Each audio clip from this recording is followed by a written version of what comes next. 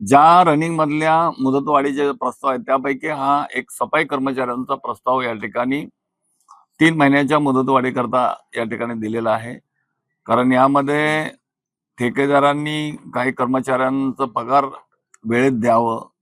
ठेकेदारांनी जे कर्मचारी आहेत त्या कर्मचाऱ्यांचं पोट त्या घर हे त्या पगारावरती चालतं. त्यामुळं त्यांना वेळेत पगार मिळणं हे सर्वात महत्वाचं आहे.